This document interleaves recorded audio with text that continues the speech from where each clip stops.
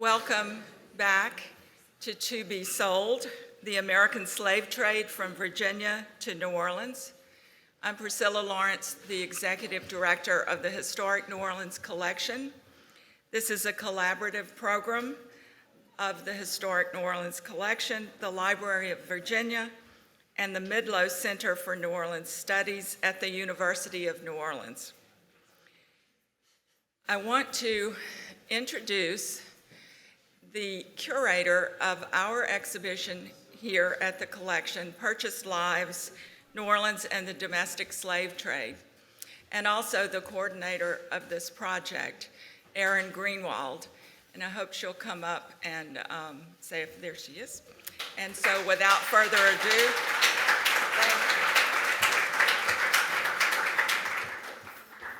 Hi, everybody. Thank you so much for coming. I'm Erin Greenwald. I'm curator and historian here at the Historic New Orleans Collection.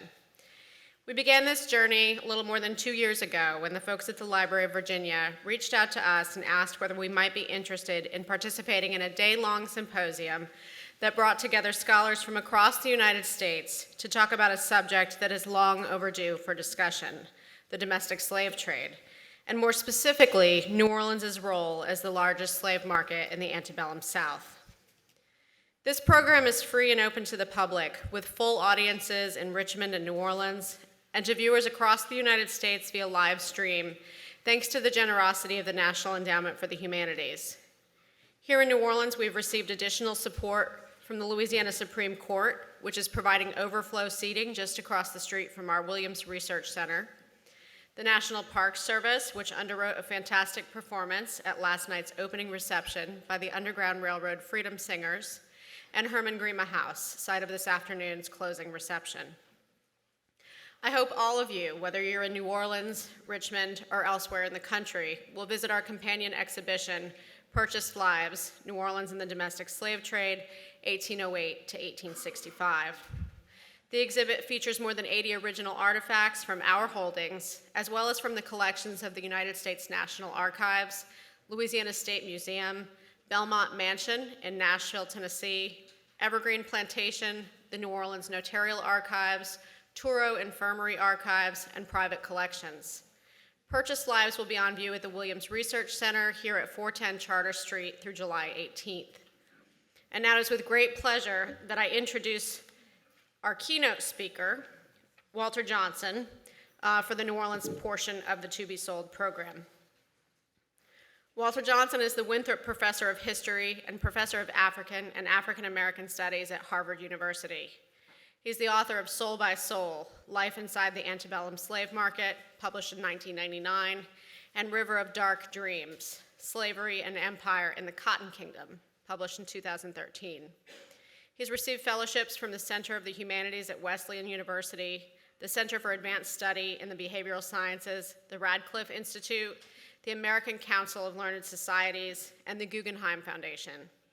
He's currently writing a book about the history of St. Louis, from the embarkation of Lewis and Clark to the murder of Michael Brown, which will be published by Basic Books. Please join me in welcoming Walter Johnson.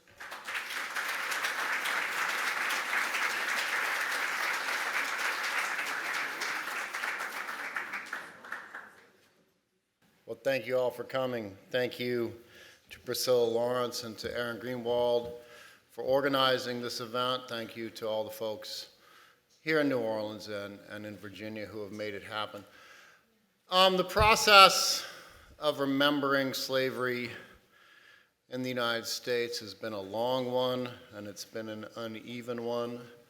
I think that this is a moment that is propitious for us to think about that legacy and to bear witness. And I think that it's particularly important that we do that right now in New Orleans and in Richmond and in relationship to the slave trade. What I'm going to talk about today is the effort to reopen the Atlantic slave trade to the United States of America in the late 1850s, and particularly what that movement looked like from the lower Mississippi Valley. I'm going to read for 39 and a half minutes.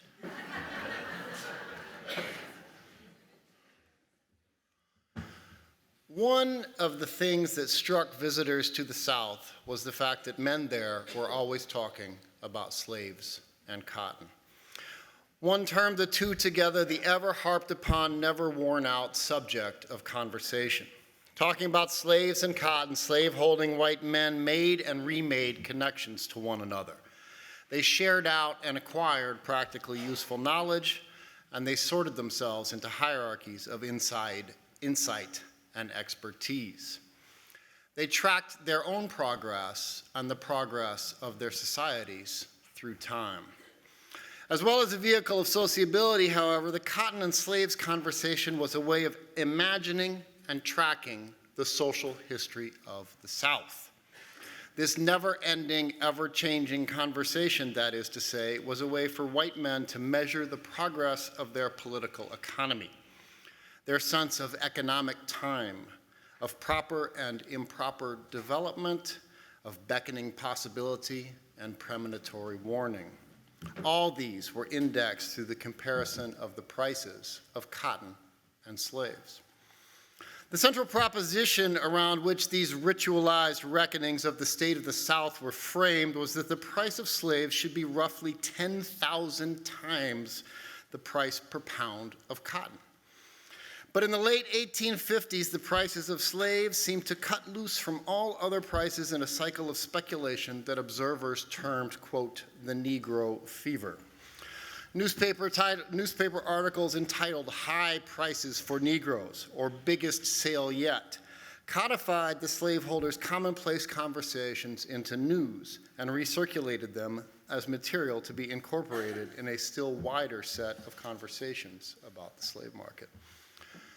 The Negro fever was understood by all to be related to the interstate slave trade, which tied Lower South slaveholders interested in expanding their stake in the cotton economy to Upper South planters who were increasingly dependent upon selling slaves, and who indeed were openly referred to in the 1850s as slave farmers.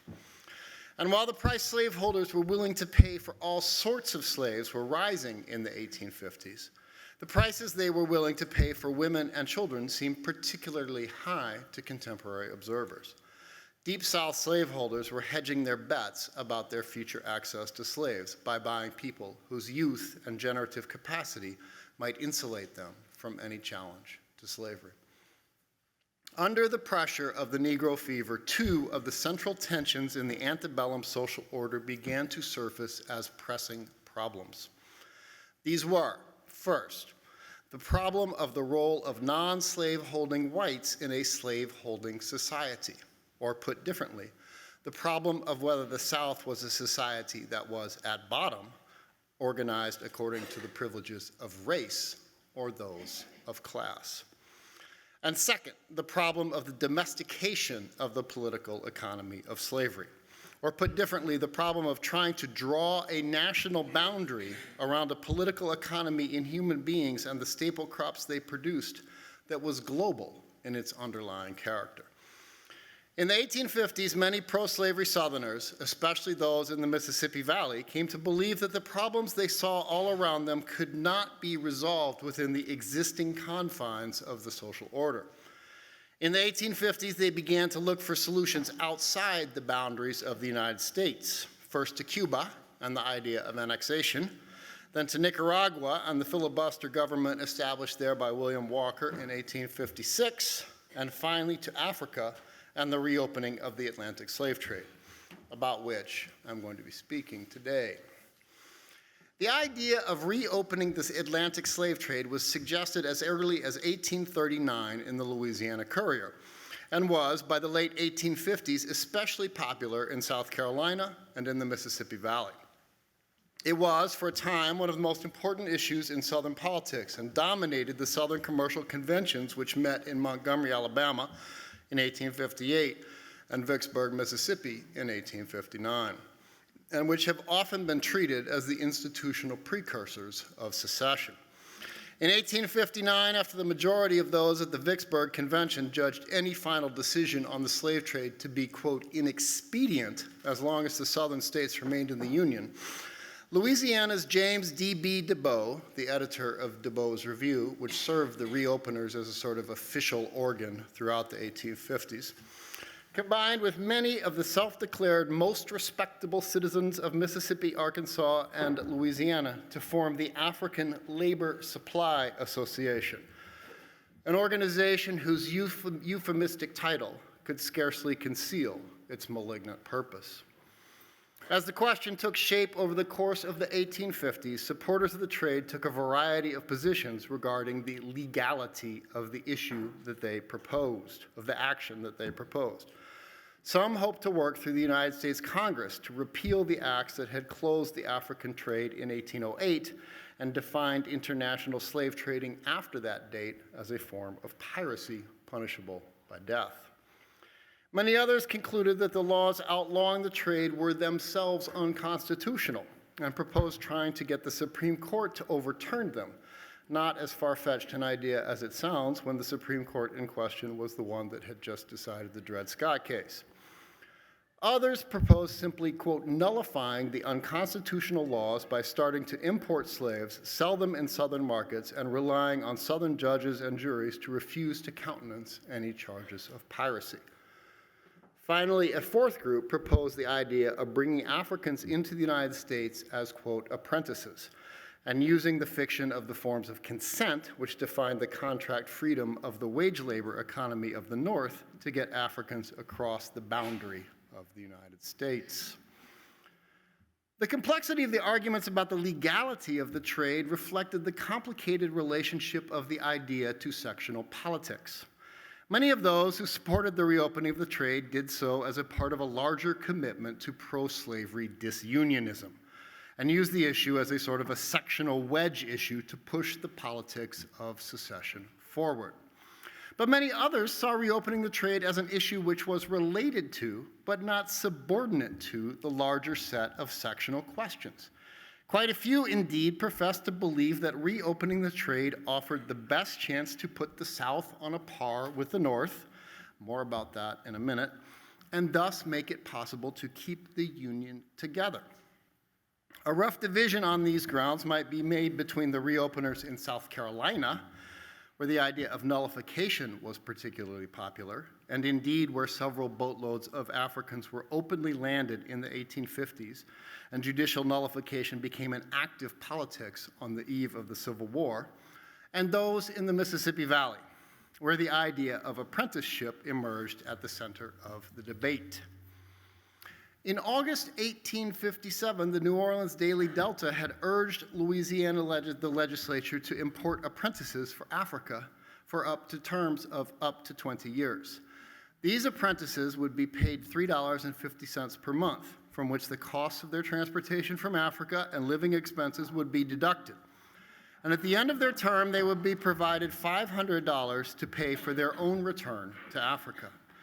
In quick succession, in 1857 and 1858, the state legislatures in Mississippi and Louisiana considered bills to authorize a New Orleans slave dealer, James Brigham, to import 2,500 of these apprentices from Africa.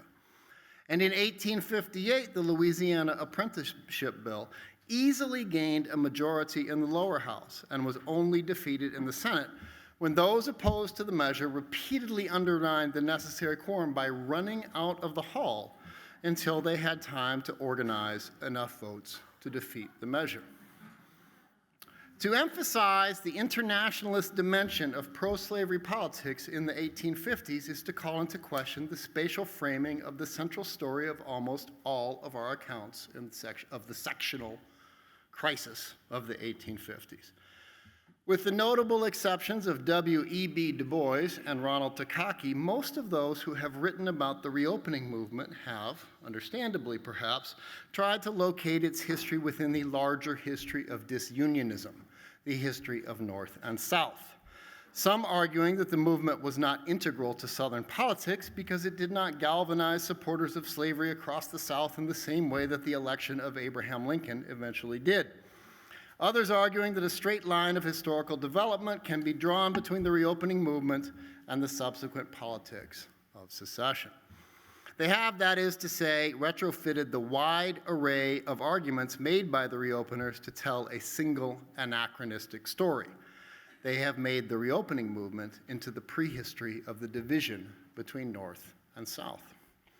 As comforting as it may be to imagine that the politics of the slave trade question were ultimately framed by the choice between union and disunion, and were thus always somehow reducible to a part of the national story, even if only in negation, the reopening movement had at its heart a vision of pro-slavery empire that was related to, but not reducible to, the question of secession, which was indeed both smaller and larger than the sectional question. Smaller because it was fundamentally concerned with Southern households, class relations, and the intra-regional economies of the South. Larger because it opened out into a consideration of the role of slavery and white supremacy, what I'm going to call pro-slavery empire, in world history. In its various manifestations, I am arguing, the slave trade proposal contained a set of arguments about time and space that outlined a vision of a pro-slavery future, a positive vision, if you could call it that, which went well beyond the politics of secessionism as we have commonly understood them. The premise of all of the arguments made by the reopeners was that slavery could not be separated from the slave trade, not by national boundaries, not by legal categories, not by philosophical niceties. To support the one was to support the other. To condemn the one was to condemn the other. If the trade is wrong, so be the condition which results from it, declared Leonidas Spratt at the Montgomery Convention. Following from Spratt's philosophical assertion of the identity between slaveholding and slave trading was a practical assertion of the precedence of the spatial parameters of the Atlantic slave economy over those of United States national sovereignty. As William Yancey put it in a speech which followed Spratt's at the Montgomery Convention, if it is right to buy slaves in Virginia and carry them to New Orleans, why is it not right to buy them in Cuba, Brazil, or Africa and carry them there? Yancey was making an argument which situated the South in a geography defined by race and global economy rather than by national and sectional politics. There was, of course, a sectional aspect to this pro-slavery globalism. The prevailing, after the Kansas-Nebraska Act, doctrine of popular sovereignty as the method of deciding whether newly acquired territories would enter the Union as slave or free states codified the contest for control over the United States Congress into a contest over the distribution of human beings in space. And under the constitutional provision allowing for the closing of the trade, the reopeners argued this contest was being waged on unequal terms. The law against the African trade, argued Thomas Walton, to give only a single instance, was, quote, holding down the energies of the South and preventing their onward march to the establishment of more slave states. The immigration from Europe, not being able to find a corresponding immigration from Africa, is forced to organize the new states which the emigrants establish as free states. And these emigrants are compelled to array themselves on the side of the northern people. Again and again, the reopeners used the category of labor to compare immigration of the immigration of Europeans to the north to the immigration, quote immigration, the importation of Africans to the south. Each system needed labor as a foundation for its geographical expansion and future prosperity. But only the north was being allowed to import enough people to spread west. But as concerned as the reopeners were with the sectionalism as it has been generally defined, they were equally consumed with a set of issues that speak directly to the question of what exactly they imagined the South to be. The first aspect of this question concerned the role of the slave trade in stabilizing the Southern social order. Those in favor of reopening the trade argued that by importing Africans and thus lowering the price of slaves, non-slave-holding white men would be able to realize their proper position as members in full standing of the master class. It was a settled principle among the reopeners that high slave prices posed substantial barriers for non-slaveholders hoping to make their way upward in Southern society. increasing class stratification between whites in an already stratified society. At a moment of increasing political tension over slavery, this narrowing of the institution's material base of support in the South was seen as dangerous by many defenders of slavery, not least among them a Louisiana newspaper editor who supported reopening the trade by declaring in 1859, "That minute you put it out of the power of the common farmers to purchase a Negro man or woman to help him in his farm or his wife in the house, you make him an abolitionist at once." Thus it was that non-slaveholders came to be seen as a problem in the era of the Negro fever. Among slaveholders, this problem was often alluded to with the utmost delicacy, a reference to, quote, "a weakening of the strength of the foundation of the social order," or a want of integrity throughout the entire social constitution of the South, was all that needed to be said in order to summon up a whole host of anxieties. As the slave trade supporter Edward Pollard wrote in 1859, "The cause of the poor white population cries to heaven for justice. We see a people who are devoted to their country, who must be entrusted with the defense of the institution of slavery if ever it be assailed by violence. We see, I say, such people treated with the most ungrateful and insulting consideration by their country, debarred from its social system, deprived of all share in the benefits of slavery, condemned to poverty, and even forced to bear the airs of superiority in black slaves." Although few slaveholders had the bad judgment to come right out and say so, there were deep doubts circulating throughout the South about the loyalty of non-slaveholding whites to the existing order, especially from the time of the publication of what Leonidas Spratt, in his speech at the Montgomery Convention, referred to as Helper's infamous book in 1857. The reference, of course, was to Hinton Rowan Helper's The Impending Crisis of the South, which simply put was a racist, abolitionist, colonizationist, industrialist, regionalist call to arms addressed to the non-slave-holding white men of the South. Helper's method, in keeping with the long tradition of Smithian critiques of slavery, was to use statistical analysis of land prices, trade statistics, population and mortality, book publishing, etc., to index what he saw as the systemic underachievement of the Southern economy in relationship to the North, and thus to provide a detailed accounting of the costs of slavery to the people of the South. Almost $4 billion, he reckoned, in proposing that non-slave-holding whites be paid reparations for the same. Helper, that is, sought to take control of the term the South by detaching it from its insistent identification with the institution of slavery and the interests of slaveholders, and to return it to its rightful and, in his view, exclusive owners, non-slave-holding white men. That alone might have been enough to alarm pro-slavery Southerners, but Helper went much further than that. Reversing the polarity of the pro-slavery argument that black slavery was the predicate of white equality, he insinuated, suggested, and finally came right out and said that non-slave-holding whites were themselves in danger of being enslaved by slaveholders.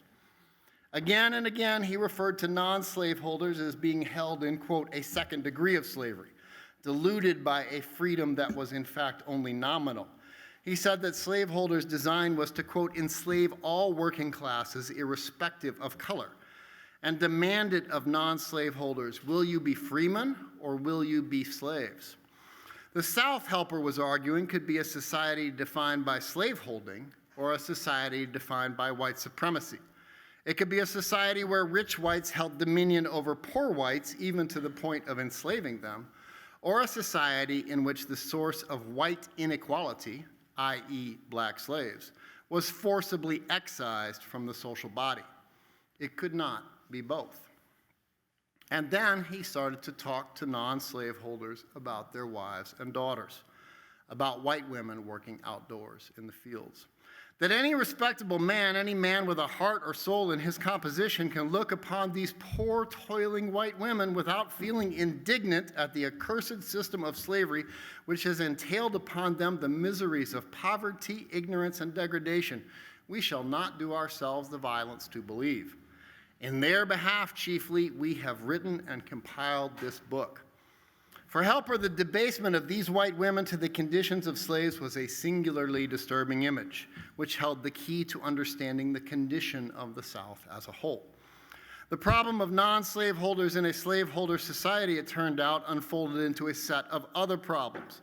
Problems that were less a direct conjugation of the first problem than they were slippery, recombinant assertions of racial, economic, and sexual power that formatted and reformatted one another. It was at once a problem of what it meant to be white, what it meant to be a master, and what it meant to be a man. For the reopeners, the solution to this tangle of problems was to be found in Africa, through the importation of cheap slaves and their wide distribution through all classes of white society. The emerging contradiction between the privileges of whiteness and the privileges of mastery might be reconciled. In the shape of black bodies, white society, or at least non-slave-holding white men, might once again be made whole. As Pollard put it about a hypothetical white man buying his first African slave, he would no longer be a miserable, nondescript cumberer of the soil, scratching from the land here and there for a subsistence, living from hand to mouth, or trespassing along the borders of the possessions of the large proprietors. He would be a proprietor himself. And in the great work of developing the riches of the soil of the South, from which he had heretofore been excluded, vistas of enterprise and wealth would open to him and would enliven his heart and transform him into another man. Embedded within this vision of the slave market as the vehicle of the revitalization of non-slave-holding white manhood was a set of arguments about white patriarchy. Among the reopeners, a fuller elaboration of the relationship between the reopening of the slave trade and the advancement of white patriarchy went something like this. The supply of slaves will spread over the cotton states incalculable wealth and afford every poor and industrious citizen the best chance for making a fortune. The African labor supply will take from the wash tub, bake oven, and scrub broom thousands of our tired and toiling wives, sisters, and daughters, and advance into their workplaces stout and willing Negro women, to whom a civilized kitchen would be a Christian school, and the pone they bake a foretaste of a better bread. The slave trade, that is to say, was the vehicle of a full-spectrum fantasy of slaveholding dominance and revitalization. It was the promise of white patriarchy and mastery embodied in African slaves. All white men might become masters, all white women, their white women, might become ladies. As Leonidas Spratt put it with remarkable clarity, every slave that comes, therefore, may be said to bring his master with him. As well as an effort to look outside the existing confines of the political economy of slavery for a solution to the problem of non-slaveholders in a slaveholder society, the slave trade proposal provided a ready fix for the emerging contradictions of the interstate slave trade. The massive movement of slaves from the Upper South to the Lower South, emblematized by Yancey's tacit suggestion that nothing could be more normal than selling a slave from Virginia to New Orleans, had been a defining feature of the political economy of slavery from at least the 1820s. More than 2/3 people were traded through the interstate slave trade in the 4 decades before the Civil War. 1.5 million more were sold locally in that period. The interstate slave trade had been, that is to say, one of the things that made the idea of a political economy of slavery, which bound the regions of the South together with a set of shared interests, make sense. But as much as they like to talk about prices in the slave market and the South, slaveholders knew that just as the Negro fever had intensified class stratification among Southern whites, it had exacerbated the divergence in the fortunes and interests of the regions of the South. High boom time prices in the Mississippi Valley vastly outstripped the returns that Virginia and other Upper South slaveholders could expect to get from agriculture for most of the antebellum period. And tens of thousands of slaves a year were being sold through the internal trade. The South, that is to say, was increasingly seen as being composed of two interlocked economies: a slave importing, staple crop producing Deep South economy, and a slave farming and exporting Upper South economy, joined together by an internal trade. As with any market-structured transaction, there was a two-faced character to the political economy of the slave trade. On the one hand, it was one of the primary factors that knit the divergent economies of the Upper and Lower South into a system of mutual dependence. On the other, it counterposed them as adversaries in a competition played out in prices over their slaves. The very trade that made it possible to speak of, quote, a political economy of slavery that stretched from Maryland and Virginia to Mississippi and Louisiana had concealed within it a mechanism of economic differentiation which pitted the interests of the sections against one another once the question had been raised of the African trade and its intended downward effect upon the prices of slaves. For several years, the state revenue of the country has been paid by the sale of her slaves, wrote one Central Virginia editor. Open the slave trade, and what will our Negroes be worth?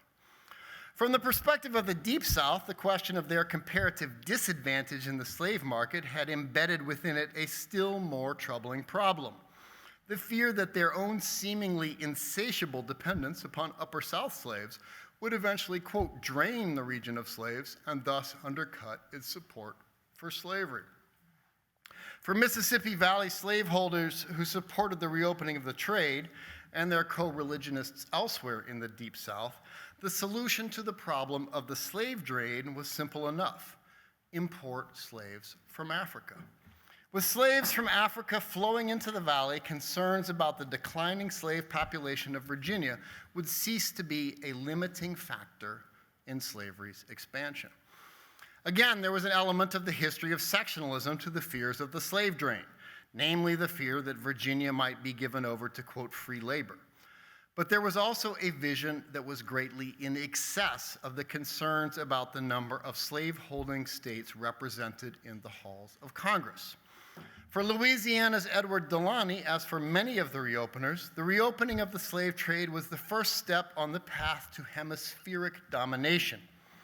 Soon would follow, quote, the acquisition of Cuba, the regeneration of Haiti, and then the great eye of the South would fix its attention upon Central America, a vast extent of territory yet in the luxuriance of its native growth, a soil yet untilled, as fertile as God's earth can be, that will yield in abundance all the tropical and staple productions that can add wealth and luxury to mankind, but with a climate that renders Negro labor alone absolutely necessary for its cultivation.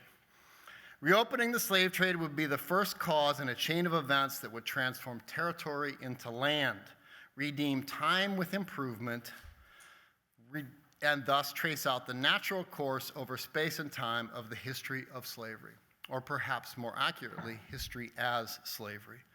Behind the slave trade proposal ultimately lay an idea of global projection of power of slaveholding patriarchy, a sort of imperialism by which the future might be remade through the serial reproduction of slave-rejuvenated households all over the Western Hemisphere.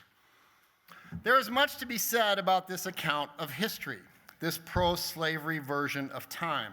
Perhaps the most obvious point to make is that those on either side of the debate over the reopening of the trade conceived of the future of slavery and the shape of the South, the time and space of pro-slavery history, in terms that were rooted in the slave market.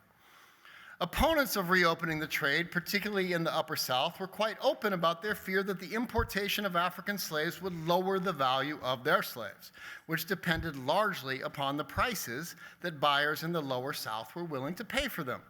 Proponents of the trade argued that the internal slave trade was draining the Upper South of slaves, and that an infusion of African slaves was the only way to ensure the, quote, natural course of slavery's expansion could continue.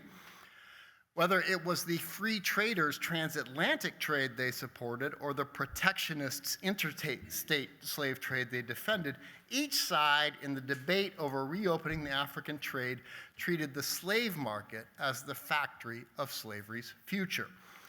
These were, that is to say, resolutely forward-looking and unabashedly commercial constructions of history. Visions of a pro-slavery future that relied upon the slave market as their primary engine of spatial and temporal transformation. For the reopeners, the natural increase of the slaveholding population in the United States was not sufficient to fund their expansive vision of pro-slavery empire.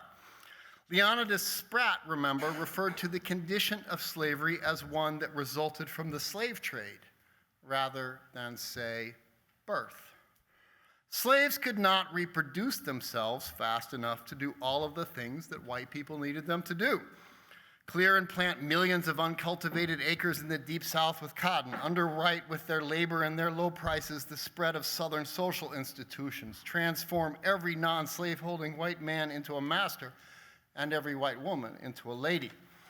Reopening the slave trade was a way to detach the imperatives of the social reproduction of this vision of pro-slavery empire from its messy reliance on enslaved people's biological reproduction. To separate, that is, the imperatives of pro-slavery from those of the slave quarters, and from the fertility-constraining networks of motherhood and mentorship described more than 25 years ago by Deborah Gray White. As James D.B. DeBow put it, slaveholders could, quote, continue to await with folded arms that coming of population and labor which will be the result of natural increase, or they could reopen the slave trade. The image of a slaveholder standing around with arms crossed waiting for his people to reproduce a legacy for his children, redolent of slaveholders' everyday experience of prurient and frustrated dependence as it must have been, suggests that the reopening movement was also addressing a set of core anxieties among slaveholders about their ability to oversee the reproduction of their social privilege, about what in another context might be termed their agency. The slave trade would liberate white men from their dependence upon black women by extracting the process of social reproduction from its embeddedness within black families and putting it directly under the control of white slaveholders. Seen in this light, reopening the trade was a reworking of the privileges of white patriarchy, a globalization of the privilege which allowed slaveholders to claim other men's offspring as their own and, as importantly, for their own. It was likewise an elaboration of slaveholding misogyny, which allowed slaveholders to imagine a world without black women by locating the first cause of white privilege in Africa, that continent which would make black women unnecessary in the Americas. The slave trade offered slaveholders a chance to reproduce themselves over time free of any apparent dependency on the root mechanism of social reproduction. And it would make slaves, especially female slaves, utterly disposable. Indeed, seen that way, the slave trade was a technology by which white men could reproduce themselves, a machine by which the physical potential of another society could be extracted and grafted on to underemployed white men to produce a particularly durable strain of imperial whiteness. As the reopeners sought to map the terrain of this epical battle between cotton and freedom and industry over the future of civilization, they used a set of terms which were almost schizoid in their metaphorical inconsistency and oscillation between assertions of overweening self-confidence and desperate self-loathing. Alongside the brash self-confidence that the South could use the control of cotton to lead the world around by the nose, further the course of civilization by reopening the slave trade and using its fruits to, quote, hide the nakedness of the savages, were deployed a set of more disquieting images of Southern vulnerability and backwardness. Virtually every metaphor of weakness and vulnerability available to slaveholders was employed to convey the exigency of their situation in the late 1850s. The South was supine, dependent, and helpless as a sick babe, wrote James D.B. Du Bois. She must be determined that she will no longer be the prey of rogues in ruffles and rascals in palaces. We have not had the manliness to throw off our dependence. The South had been turned out and dishonored like a common strumpet, wrote Edward Pollard, made the miserable mistress of the North rather than taking her rightful place as bride of the world, wrote Leonidas Spratt.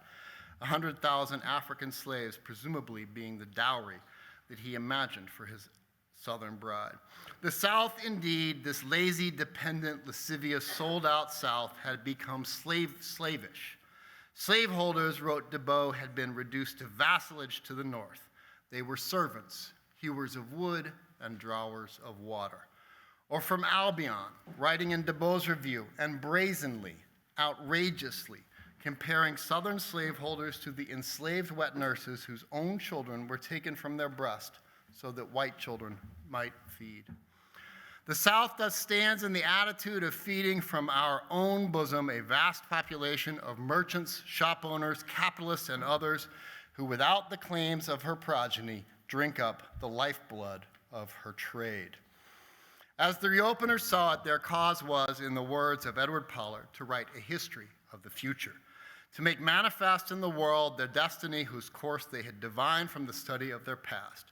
Slavery, wrote George Fitzhugh in a long, digressive essay in support of the trade, was a divinely organized, divinely ordained institution that had been present in every great civilization since the beginning of time, Greece, Rome, etc.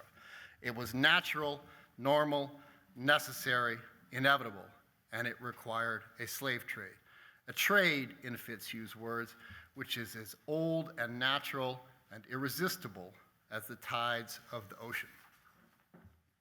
The history imagined by the reopeners came to an abrupt end in 1860. At the Democratic Convention held in Charleston in 1860, supporters of the slave trade effectively demolished the Democratic Party and thus ensured the election of Abraham Lincoln and secession, when the delegations of Alabama, Mississippi, Louisiana, Texas, and Florida walked out over the party's refusal to include a statement supporting the protection of, quote, all descriptions of property on the high seas. The politics of the Confederacy, however, shunted the program of the reopeners to the side. The war put a strategic premium on both the support of Upper South slave states like Virginia for the Confederacy and the hope of gaining diplomatic recognition from Britain and France, which were thought to be susceptible to a pro-cotton, anti-slave trade pitch from the Confederacy, and thought, in the case of the British, to be ready to join the war on the side of the Union in the event of the reopening of the African trade. In April of 1861, the Confederate States of America adopted a constitution which outlawed, quote, the importation of African Negroes from any foreign country other than the slaveholding states of the United States of America. Most of those who had supported the reopening cast their lot with the Confederacy, although a hard core of reopeners remained convinced, in the words of Leonidas Spratt, that the Confederate Constitution had diverted slavery's global and historical destiny from its proper course. The victory of the United States of America over the Confederate States of America began the reconstruction of the history of the Civil War as a national story, one whose temporal and spatial parameters were contained within the limits of the United States. But the story of the slave trade question suggests that the history of 1850s pro-slavery was much more than a prehistory of the Confederacy. The slave trade proposal represented an imperial vision of the future of the South. It was a vision characterized by a sort of global white manism, a vision in which of white men at the head of a Leviathan social body whose labor and reproduction was fed upwards through interlocking circulatory networks that extracted life and energy from its blood-stained conquest of the rest of the world. Thank you.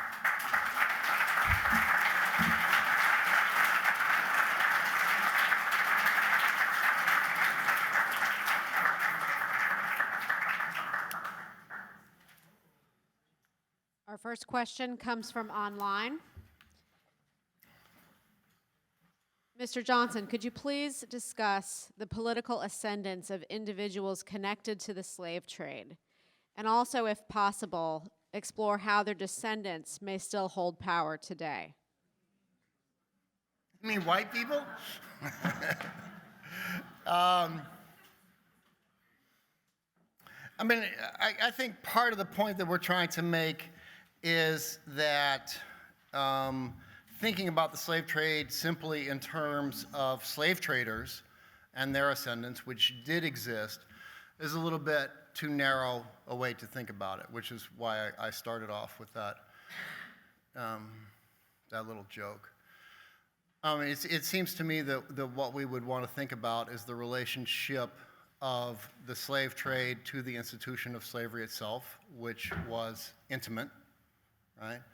And then the relationship of the institution of slavery itself to the white political leadership of the antebellum period, which was intimate, and then to the enduring power that that slave-produced wealth has in the United States of America, which is vast. So there are various ways to map that. One could map that biographically in relationship to particular families.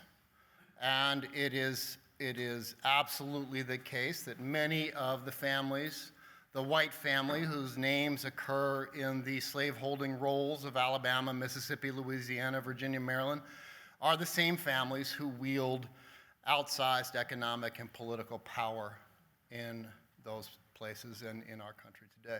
The way that I think is more interesting perhaps to do it, because that lends itself to a moralistic, personalized critique.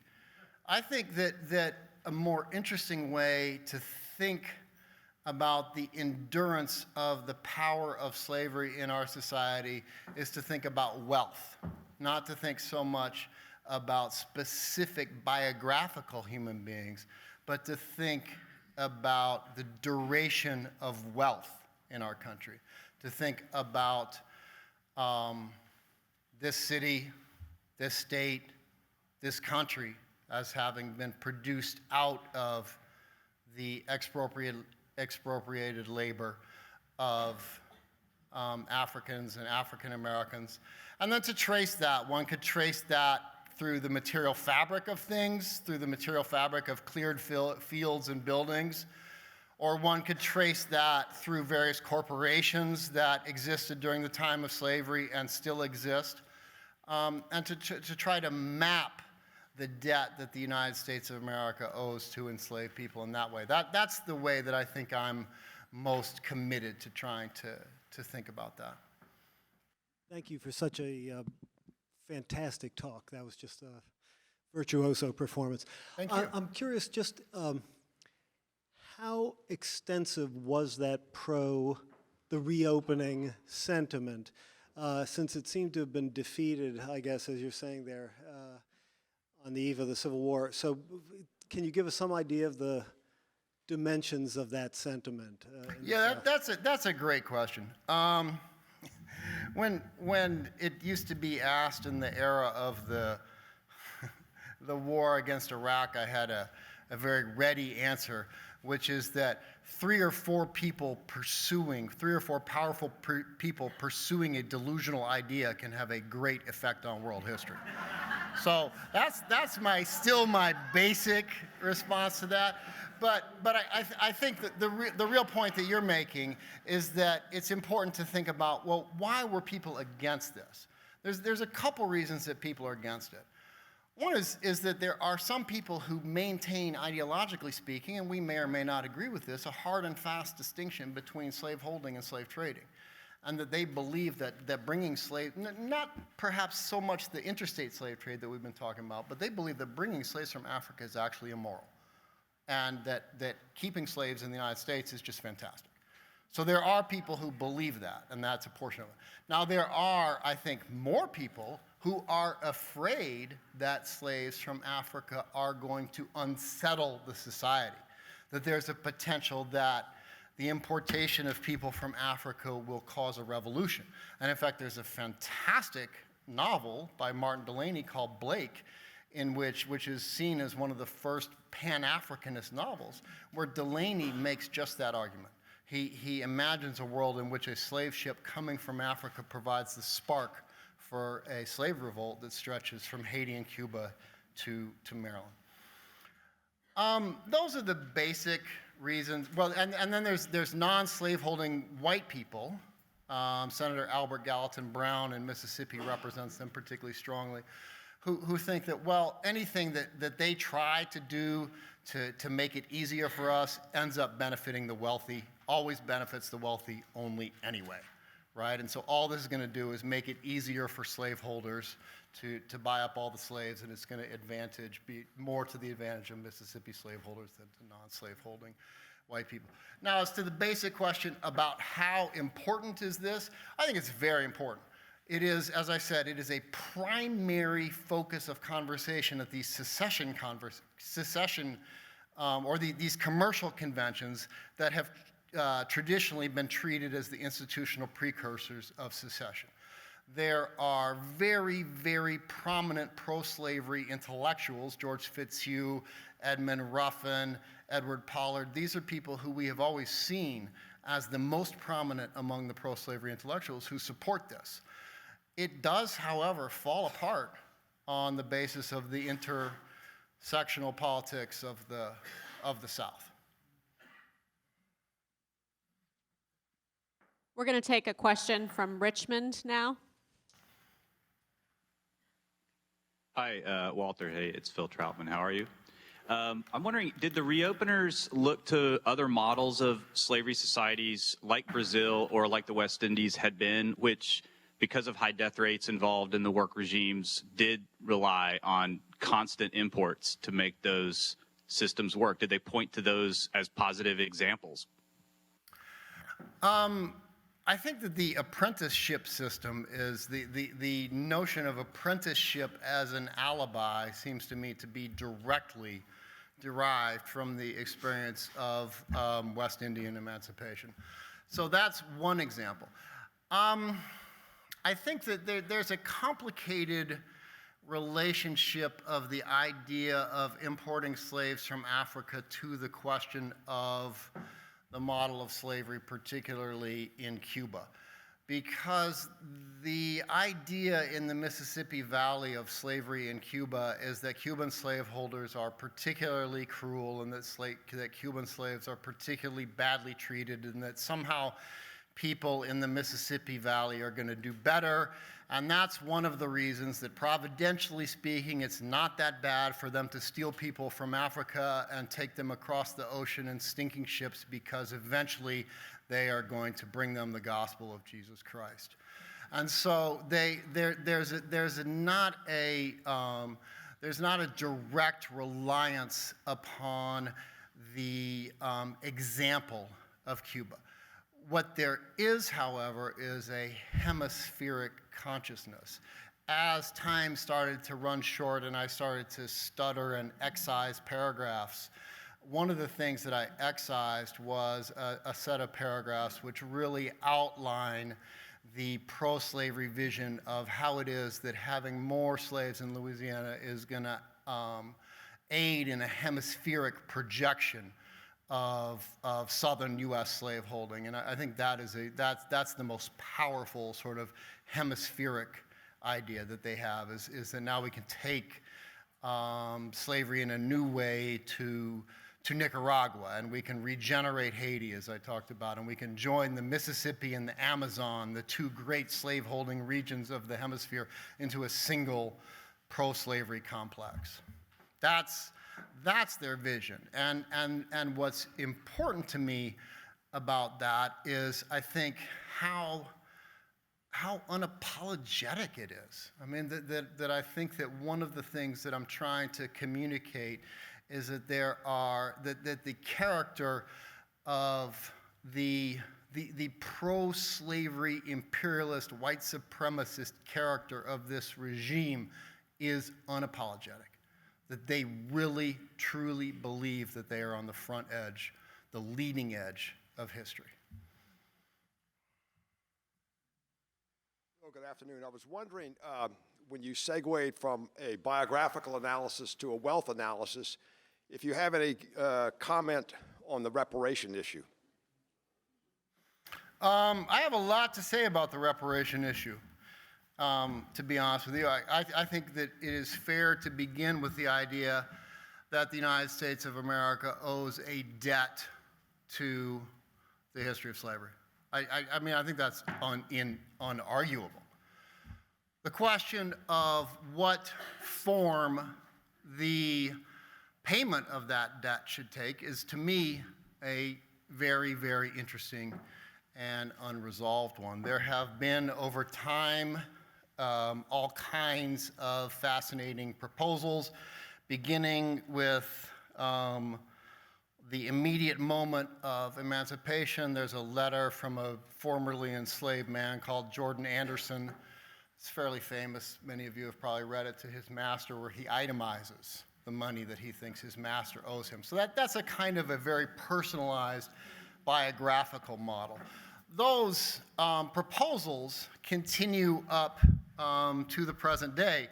And I think they're each fascinating, both in the way that they imagine a reconfiguration of American history and in the way that they reflect the moments of their proposition.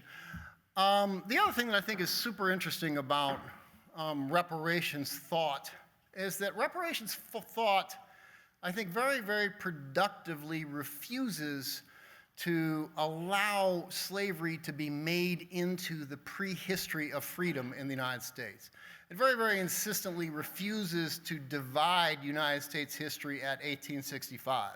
And instead it says that the history of slavery in the United States is one of a much longer duration.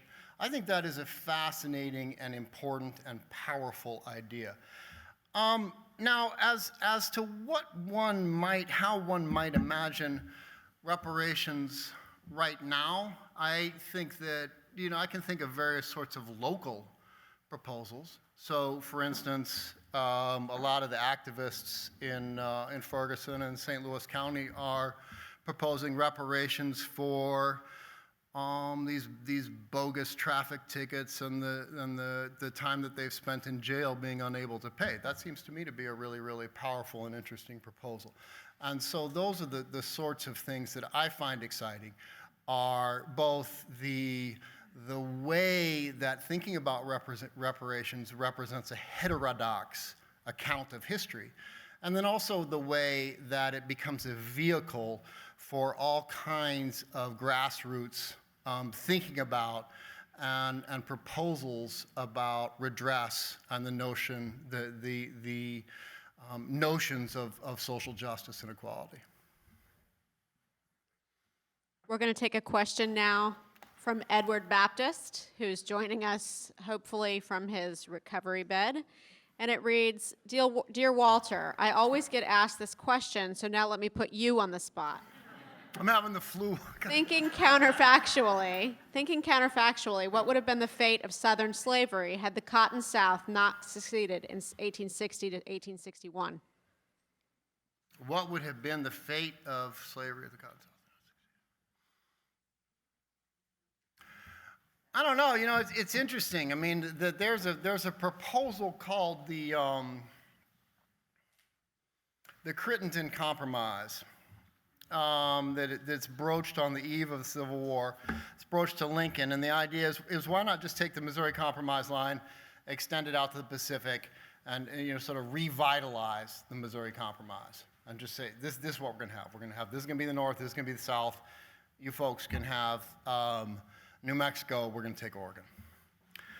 And what's interesting to me about what happens at that moment is that Lincoln rejects that compromise. And he rejects that compromise because he says, if we make this compromise in 1 year, these people are going to be back to us about Cuba. And so what I see in the tendency of the South and in the tendency of the pro-slavery South is an increasingly imperial vision that I've tried to outline here. And so if one tries to imagine a world in which the Civil War is not the end point, the end point that I see is the United States, the military power of the United States, as well as the southern states, being arrayed behind this pro-slavery projection of power. And as we all know, in one way or another, it would neither be the first time nor the last time that conflicts within a society were projected outwards in the form of imperialism. That would be the vision that I would imagine. But to be perfectly honest with you, it's not something I've thought a huge amount about. Our next question will come from Richmond.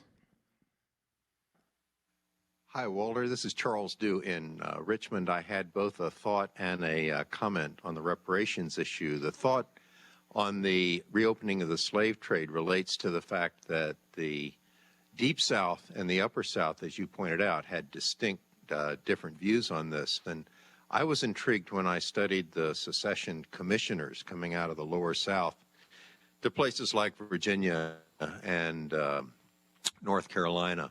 They were saying, we promise unequivocally that we will not reopen the slave trade because we have no desire to degrade the value of your slave property. Right. And we will continue to get our slaves from the source we have already gotten them. It was a major pitch for the Deep South to the Upper South to join the Confederacy, this guarantee of no reopening the trade. And I think that probably doomed the idea of the reopeners in the secession crisis.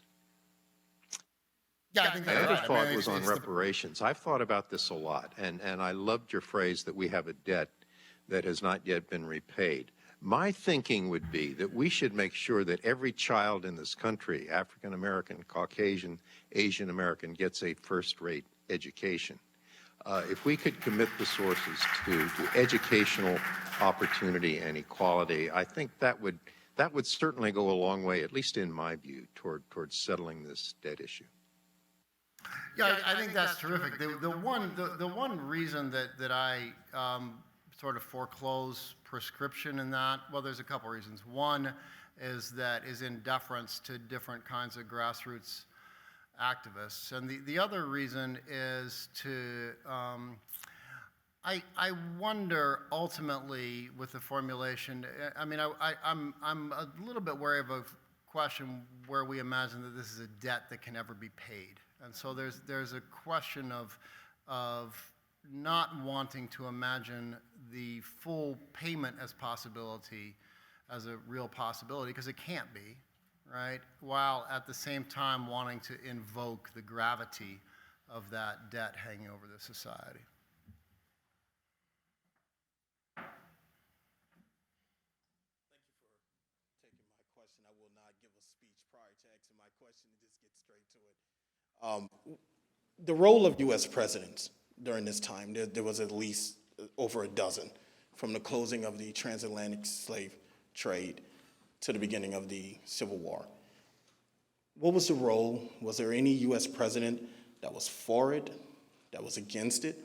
And how would you rate the surge of the radical Republicans as they began to take strength? Was that instrumental in defeating this whole movement of reopening the slave trade?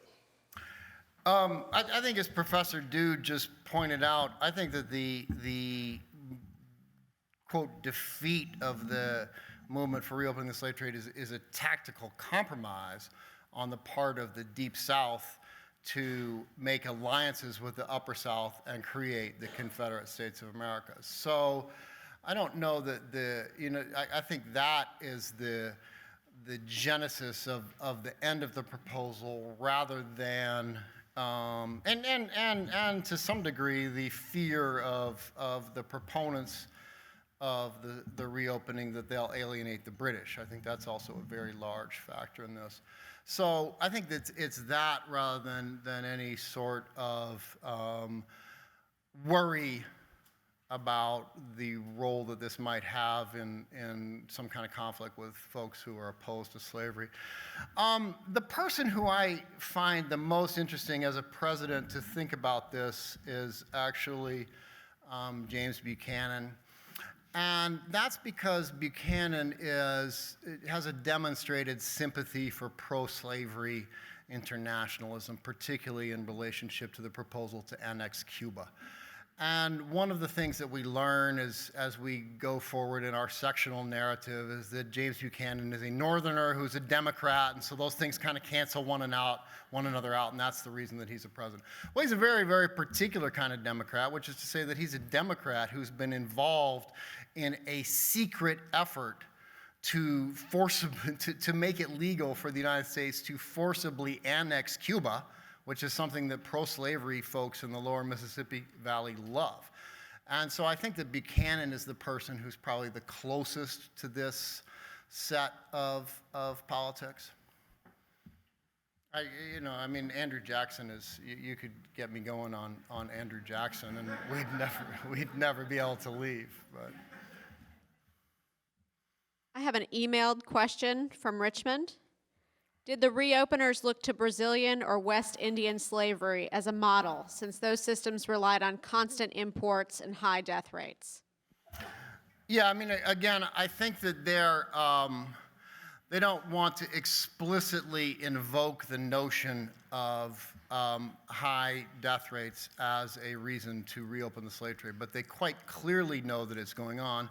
Not only that, I guess I should have said this earlier, there's a lot of, and this is made evident in Du Bois' fantastic 1899 book, The Suppression of the African Slave Trade to the United States of America.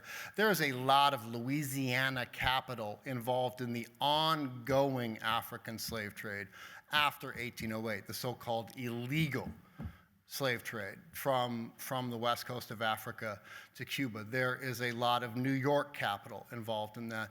And indeed, after 1845, Du Bois says that Old Glory became the flag of choice for slave traders worldwide, so those still participating in the Atlantic slave trade, because the United States refused to sign treaties, stop, I guess it's called a stop and visit treaty with Great Britain. So that means that British ships were not allowed to stop American flag ships at sea up until 1845. And so for a long time, the United States flag was the global flag of slave trading, and there's Baltimore capital, New York capital, New Orleans capital are involved in that.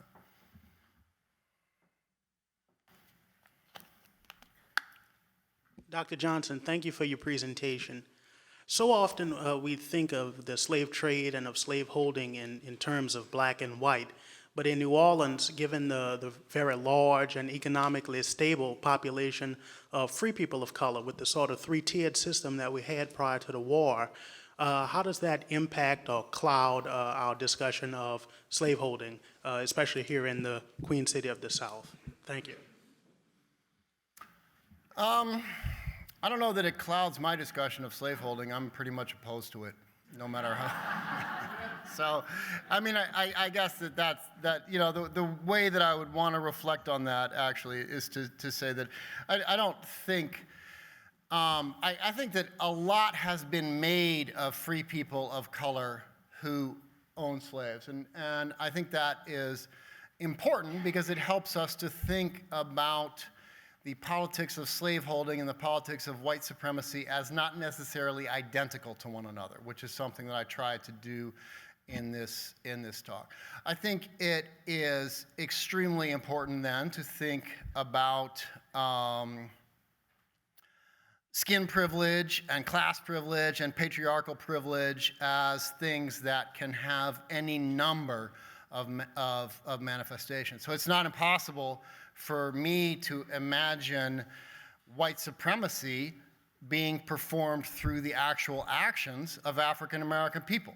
I think that we have examples of that on the United States Supreme Court. I think we have examples of that we have examples of that in our society. So that's the way that I would try to think about it. I think that there's no question that there are free people of color in New Orleans who own slaves, free people of color elsewhere who own slaves. There's also no question that there are free people of color who ally themselves with enslaved people at great peril at various moments. So those are I'd want to try and hold all those things together. We're going to take a question from Richmond now. Yes, you sort of segued into what I'm going to ask you now, and that is, I hear a lot of apologists who tell me, but for the fact of your African ancestors working with the slave trade, there would be no slave trade. And I have a sister that was a missionary to Ghana, and once she went over there and got with the indigenous people, they have a kind of a reconciliation, a kind of atonement, because they didn't realize what they were sending these people to. Could you comment on that?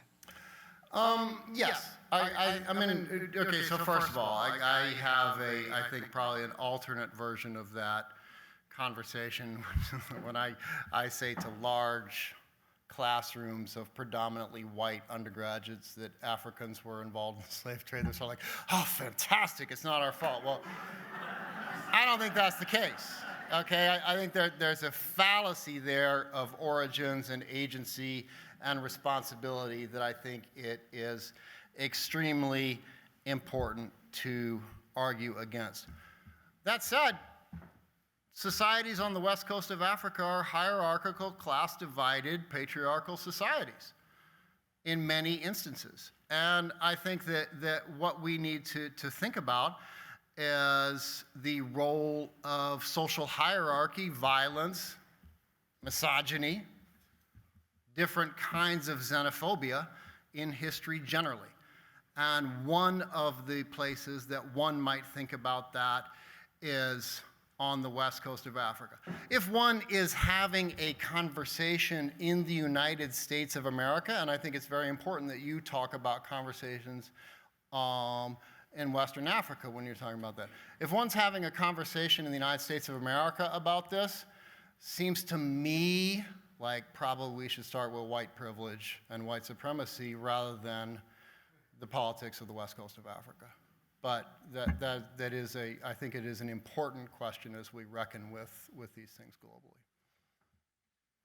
Last question comes from New Orleans.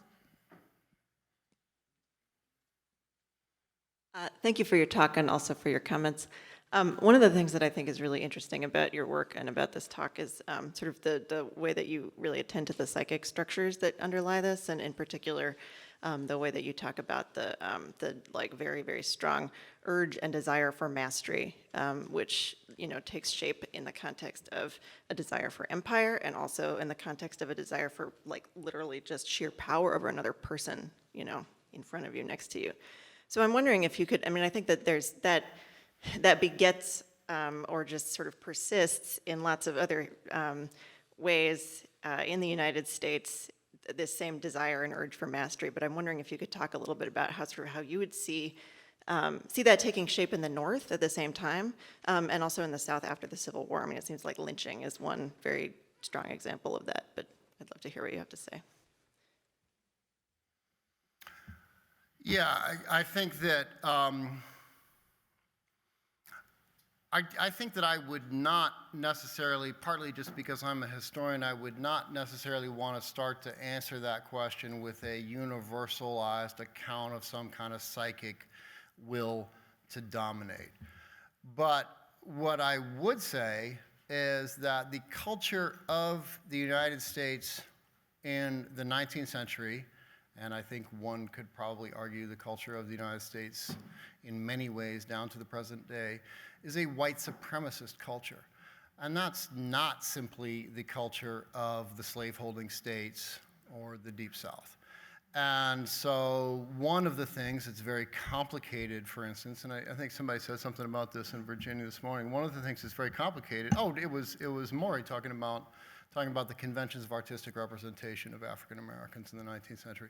One of the things that's really complicated about reading 19th century slave narratives is that these narratives, which are produced out of conversations of, in most instances, self-emancipated runaway people and northern white abolitionists, they're suffused with the aesthetics of blackface minstrelsy.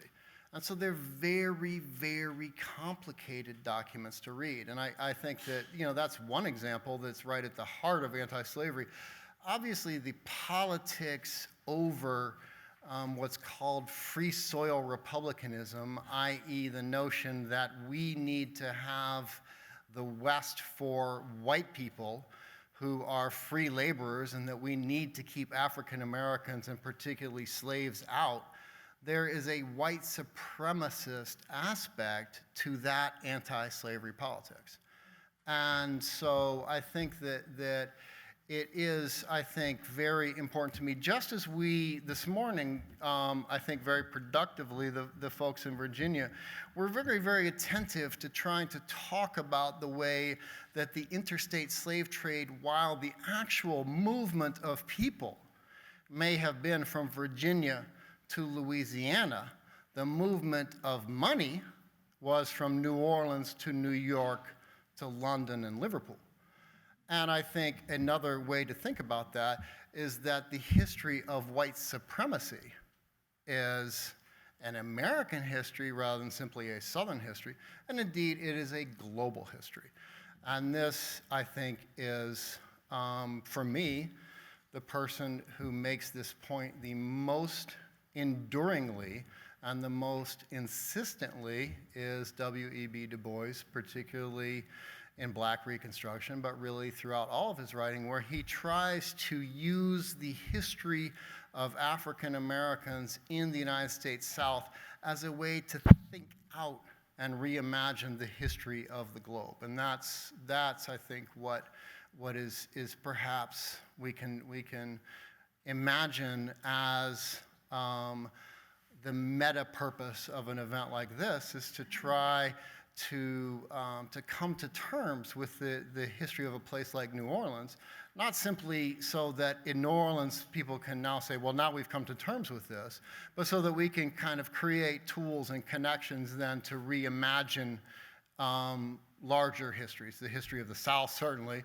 the history of the United States, but really the history of the Atlantic and finally